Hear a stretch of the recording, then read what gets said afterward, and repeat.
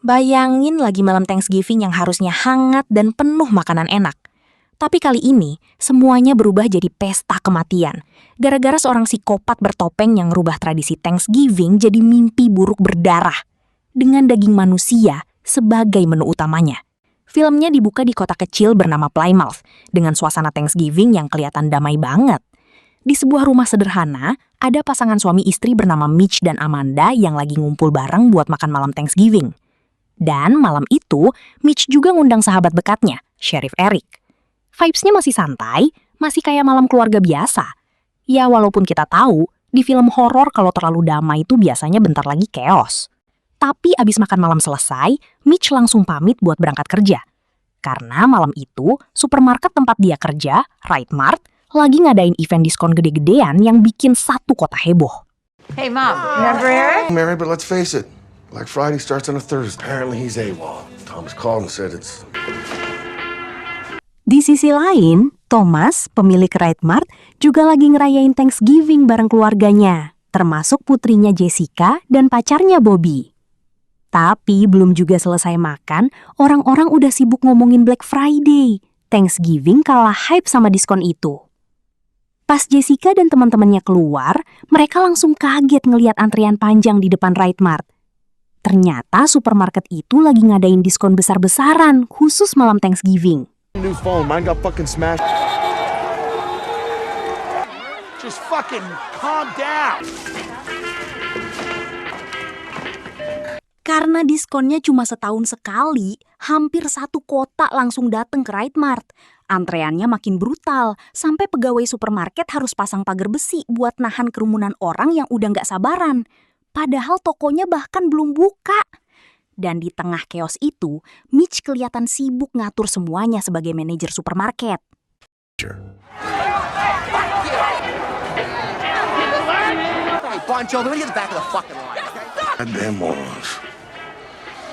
Karena jalanan udah macet total, Jessica dan gengnya akhirnya mutusin masuk ke Right Mart. Pas ngelewatin kerumunan orang-orang yang ngantri brutal di luar, Jessica sempat ketemu Ryan, teman sekolahnya yang kelihatan jelas masih suka sama dia. Tapi sayangnya Ryan kalah start karena Jessica udah punya Bobby. Akhirnya Jessica ngajak teman-temannya masuk lewat pintu khusus pegawai, sementara orang-orang di luar masih harus nunggu di tengah chaos antrean.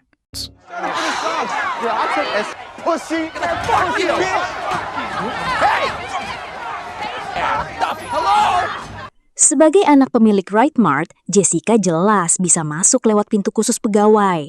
Tapi masalahnya, orang-orang yang udah ngantri berjam-jam di luar ngeliat semua itu. Mereka langsung kesel, ngerasa diperlakuin gak adil, sampai mulai teriak-teriak dan ngehina Jessica sama gengnya. Di saat yang sama, Amanda datang bareng Sheriff Eric buat nganter makanan ke Mitch yang masih sibuk kerja di dalam supermarket. Dan bukannya diem, Evan malah sengaja manas-manasin kerumunan di luar. Yah, cowok model begini biasanya emang paling cepet bikin masalah. Here we go. Jordan in there. You are getting tips on all the good shit. Gara-gara itu, situasinya langsung makin gak terkendali.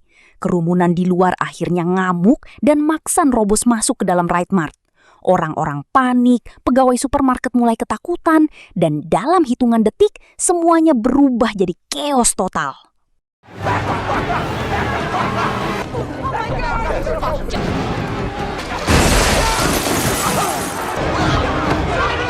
Dalam hitungan detik, Right Mart langsung berubah jadi neraka. Orang-orang rusuh, saling dorong, security kewalahan, dan semua pegawai mulai panik. Sementara itu, Evan malah sibuk ngerekam semuanya kayak lagi bikin konten viral. Kerusuhan itu akhirnya makan banyak korban. Bobby tangannya patah, ada pelanggan yang tewas kena pecahan kaca, bahkan salah satu security mati diinjek-injek massa. Tapi yang paling parah, Amanda. Dia jatuh ke lantai di tengah kepanikan, lalu tiba-tiba sebuah troli belanja meluncur kencang dan menghantam kepalanya. Dan yang bikin ngeri, rambut Amanda nyangkut di roda troli itu. Saat troli terus didorong tanpa ampun, kulit kepala Amanda literally ketarik sampai robek. Chaos malam itu sekarang udah berubah jadi tragedi brutal.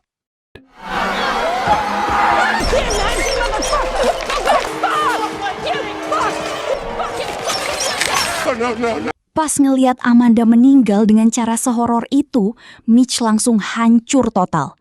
Dia histeris di tengah kekacauan yang udah gak masuk akal itu.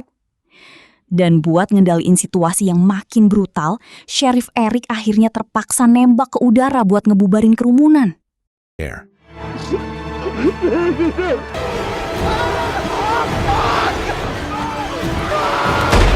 Singkat cerita, 1 tahun berlalu sejak tragedi berdarah di Right Mart. Setelah kejadian itu, Evan upload rekaman chaos malam tersebut ke media sosial, dan videonya langsung viral kemana-mana. Berita TV bilang kalau nggak ada satupun orang yang ditangkap. Semua korban akhirnya cuma dianggap sebagai kecelakaan. Dan jelas aja, banyak warga kota yang marah, terutama Mitch yang harus kehilangan istrinya dengan cara sebrutal itu. Tapi yang bikin orang makin emosi, Thomas malah pengen ngadain event Black Friday lagi di Thanksgiving tahun berikutnya. Seolah tragedi tahun lalu nggak pernah terjadi. Warga mulai protes, demo di mana-mana. Dan Mitch jadi salah satu orang yang paling keras nolak acara itu. Tapi Thomas tetap lanjut. Event itu tetap bakal digelar. Seriously, stop working the one night there's an actual disaster. Listen, not have another. You and your entire family need to hire 2 security guards? Beberapa waktu kemudian, Jessica dan teman-temannya lagi nongkrong di sebuah bar. Di sana mereka ngeliat Bobby yang udah lama nggak muncul sejak tragedi Right Mart. Tapi anehnya, Bobby malah bersikap dingin dan pura-pura nggak kenal mereka. Semua langsung bingung dan mulai nanyain ke Jessica, sebenarnya apa yang terjadi sama hubungan mereka. What, I can't write papers and play football? I don't know, I haven't talked to Ternyata, sejak tragedi Right Mart, hidup Bobby juga berantakan. Karir olahraganya hancur, dan hubungannya sama Jessica udah lama selesai. Sekarang, Jessica malah mulai dekat sama Ryan, cowok yang dari dulu emang suka sama dia. Gak lama kemudian, HP mereka tiba-tiba dapat notifikasi dari akun misterius bernama John Carver. Akun itu nge-tag mereka dalam sebuah postingan meja makan Thanksgiving yang ditata rapi banget. Tapi entah kenapa vibes-nya bikin gak nyaman. Mereka nganggap itu cuma prank random internet. Ya namanya juga sosmed, makin aneh makin viral. Tapi di tengah obrolan mereka, Jessica tiba-tiba ngeliat sosok pria bertopeng berdiri di luar bar. Dan topeng itu persis kayak John Carver. him like a year.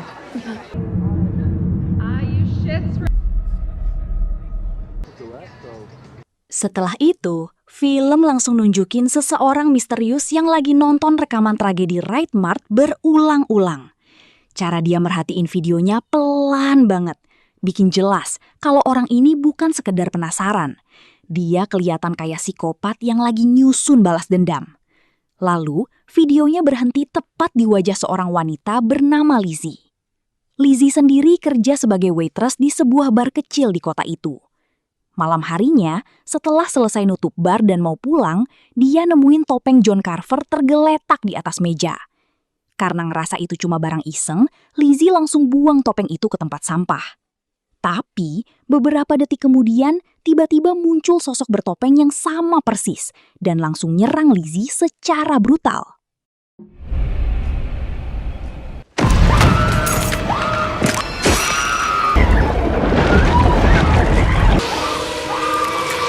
Untungnya, Lizzie masih sempat kabur dan ngumpet di sebuah ruangan.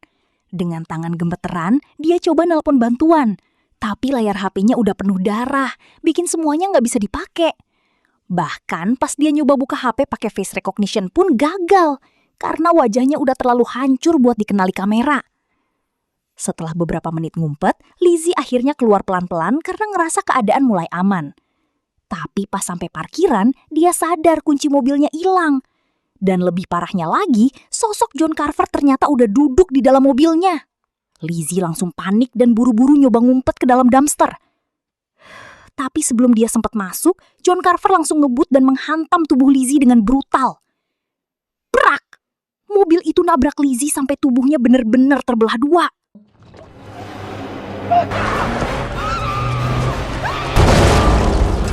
Keesokan paginya, satu kota langsung geger pas mayat Lizzie ditemukan dengan kondisi mengenaskan. Sebagian tubuhnya bahkan digantung di papan tulisan Right Mart, kayak sengaja dipamerin buat ngirim pesan. Pas Sheriff Eric ngeliat TKP itu langsung, mukanya kelihatan syok berat. Bahkan dia sendiri mulai sadar kalau ini bukan pembunuhan biasa. Sementara itu, Evan buru-buru nyamperin temen-temennya buat ngasih kabar soal kematian Lizzie. Tapi belum sempat mereka cerna semuanya, HP mereka tiba-tiba dapat notifikasi lagi dari akun John Carver. Dan kali ini, akun itu upload foto mayat Lizzie. Pas Jessica ngecek ulang postingan sebelumnya, dia baru sadar sesuatu yang bikin merinding. Di foto meja makan itu, ternyata udah ada nama-nama mereka semua. Dan yang paling bikin Jessica panik, nama ayahnya, Thomas, juga ada di sana. Our names are at the table. Setelah itu, Jessica pergi sendirian ke kantor polisi buat ngelaporin akun Instagram misterius milik John Carver.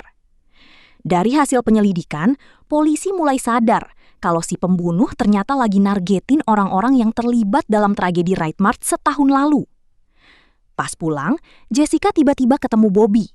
Dan untuk pertama kalinya setelah setahun, Bobby akhirnya jujur soal kenapa dia menjauh dari semuanya.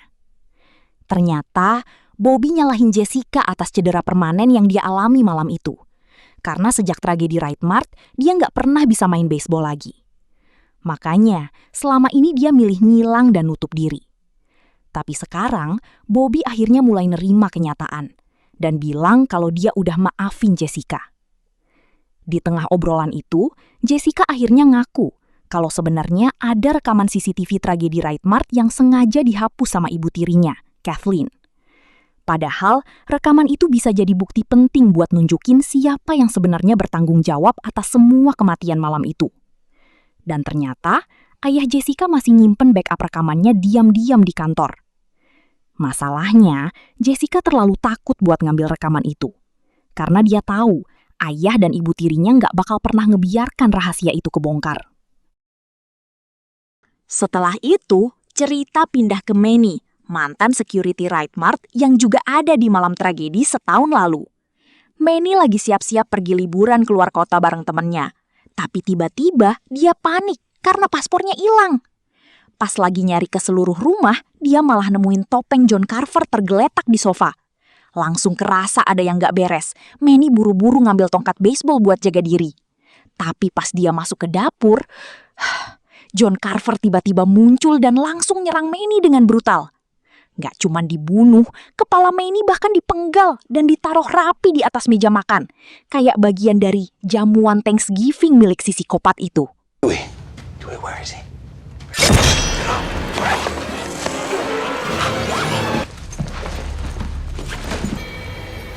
Syok paginya, Jessica dan yang lain langsung panik pas John Carver upload foto kepala Manny yang udah dipenggal. Karena udah kepepet, Jessica akhirnya nekat ngeliat rekaman backup CCTV tragedi Wright Mart yang selama ini disembunyiin keluarganya. Dan dari rekaman itu, dia baru sadar kalau kerusuhan malam itu ternyata dipicu sama seseorang bernama Lonnie. Jessica dan Bobby langsung bawa bukti itu ke Sheriff Eric, berharap polisi akhirnya bisa nemuin siapa dalang dibalik topeng John Carver. Tapi di saat yang sama, mereka juga mulai curiga sama Ryan. Karena Ryan ternyata punya hubungan dekat sama salah satu korban yang meninggal di tragedi Wright Mart.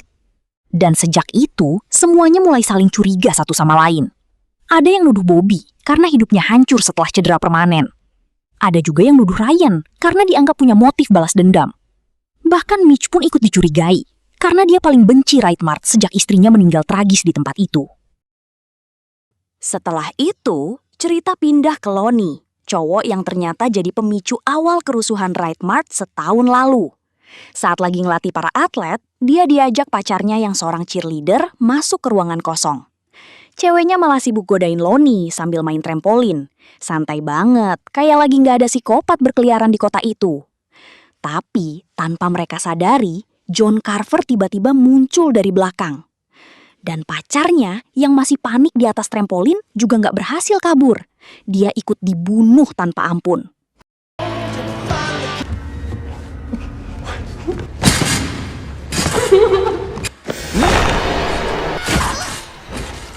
Gara-gara kematian Lonnie, pertandingan football antara sekolah Ivan dan sekolah Lonnie akhirnya dibatalin. Ivan dan timnya jelas kecewa berat, apalagi mereka udah siap tanding dari jauh-jauh hari. Sementara itu, Ivan dan Gaby buru-buru ganti baju buat ketemu Jessica. Tapi sebelum sempat pergi, Mereka tiba-tiba disergap sama John Carver dan langsung dilumpuhin. Di tempat lain, Jessica mulai bingung karena Ivan dan Gaby nggak muncul-muncul. Lalu HP-nya dapat pesan dari Gaby yang nyuruh dia datang ke ruang loker. Pas Jessica jalan ke sana, dia dengar suara HP Gaby bunyi dari dalam tong sampah. Dan saat Jessica ngambil HP itu, John Carver tiba-tiba muncul dari belakang dan langsung nyerang dia.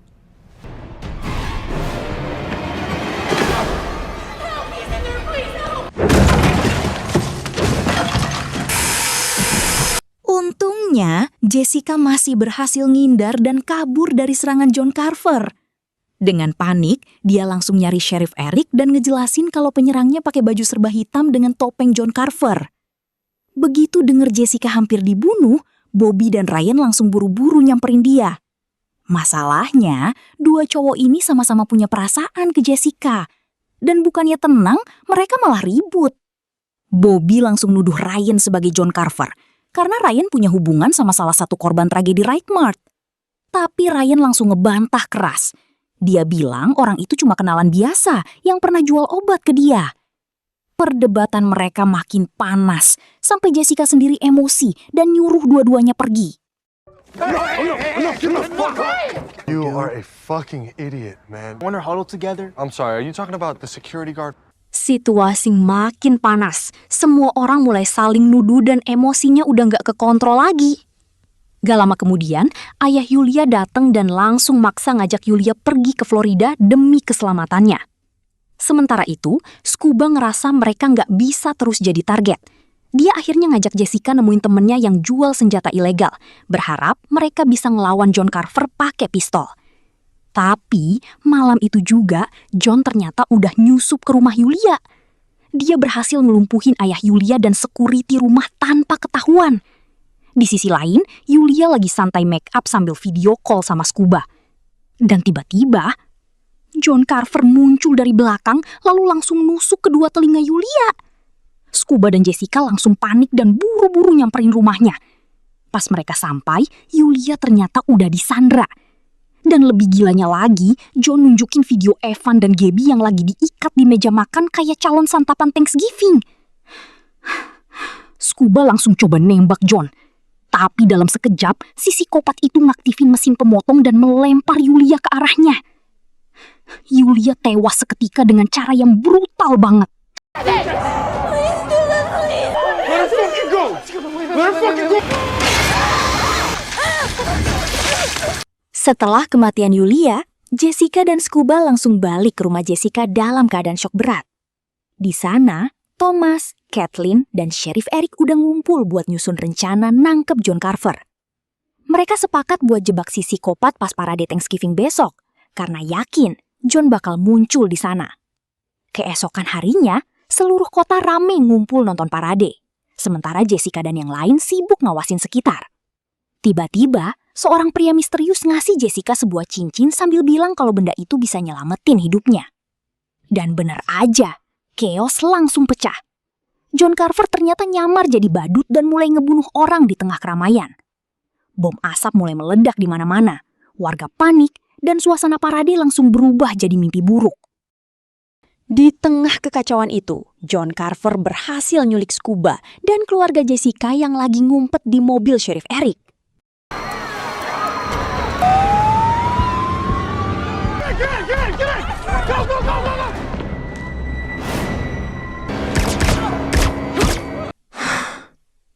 Setelah itu, Kathleen sadar dan langsung melihat dirinya terikat sendirian di atas meja dapur. Dan saat itulah dia sadar, John Carver lagi nyiapin tubuhnya buat dijadiin daging panggang Thanksgiving. Dengan napas gemeteran, Kathleen pura-pura masih pingsan sambil nunggu kesempatan kabur. Pas John lagi sibuk nyalain oven, Kathleen akhirnya berhasil lepas dan langsung lari nyelamatin diri. Tapi rumah itu sekarang berubah jadi permainan petak umpet mematikan. Dan sayangnya, John Carver akhirnya berhasil nangkep Kathleen lagi.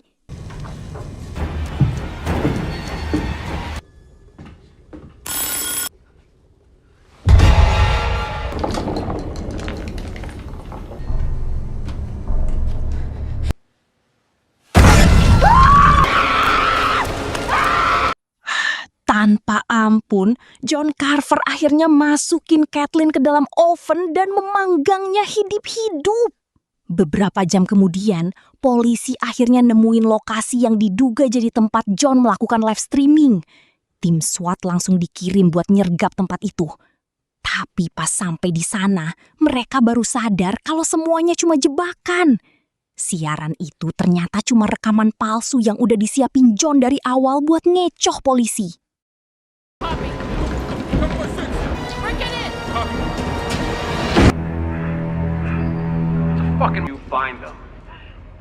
Sementara itu, Jessica, Thomas, Scuba, Evan, dan Gabi ternyata udah diseret duduk di meja makan yang sama kayak korban-korban sebelumnya. Dan di meja itu, John Carver nyajiin daging panggang Kathleen buat mereka makan. Bahkan darah korban lain dijadiin pengganti wine di jamuan Thanksgiving gilanya itu.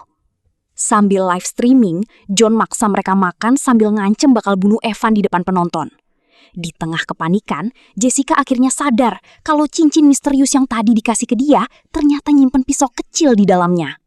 Jessica dan Scuba pelan-pelan berhasil motong tali ikatan mereka. Begitu bebas, Scuba langsung nyerang John buat ngalihin perhatian. Sementara Jessica kabur cari bantuan. Too bad you won't be alive.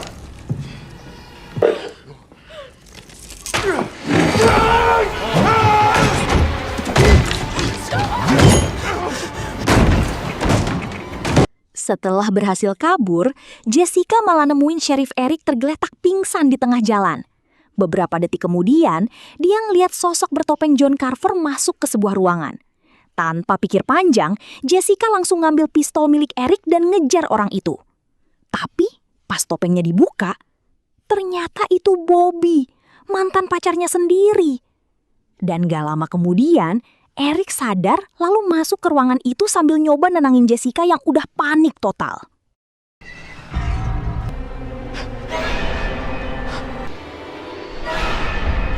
It's Bobby. It's Bobby. Setelah Bobby berhasil kabur dari kejaran polisi, Sheriff Eric akhirnya memastikan kalau sosok psikopat bertopeng John Carver adalah Bobby sendiri.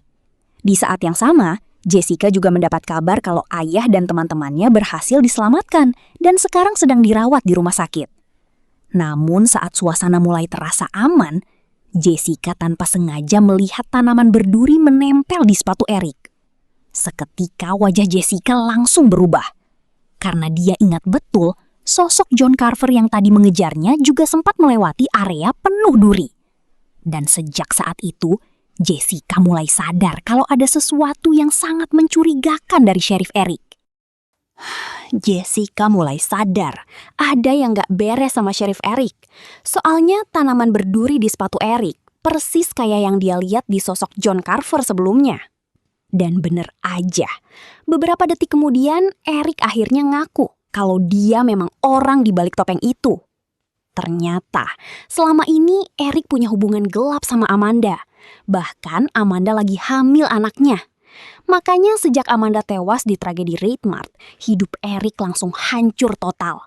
Dan dari situlah semuanya berubah jadi balas dendam berdarah.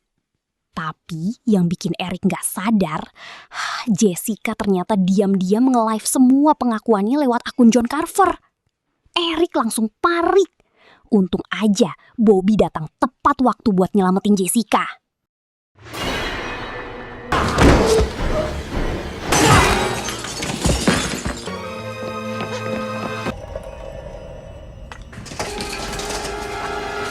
When I told your stepmother!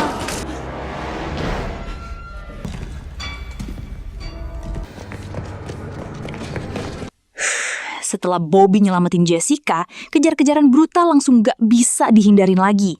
Eric yang udah kalap terus ngeburu mereka tanpa ampun. Chaosnya gila banget. Sebelum kabur dari area tersebut, Jessica diem-diem ngebuka katup gas buat balon raksasa di sekitar sana. Dan pas mereka hampir berhasil kabur naik mobil, Eric tiba-tiba narik kabel lalu ngegantungin mobil mereka ke tiang bangunan. Mobilnya langsung stuck total. Gak bisa maju, gak bisa mundur. Kepepet banget, Jessica akhirnya ngambil senjata dari mobil Bobby. Lalu, tanpa mikir panjang, dia langsung nembak balon yang tadi udah dipenuhin gas. Boom! balon raksasa itu langsung meledak besar dan api ledakannya nyeret Eric di tengah kobaran api tersebut.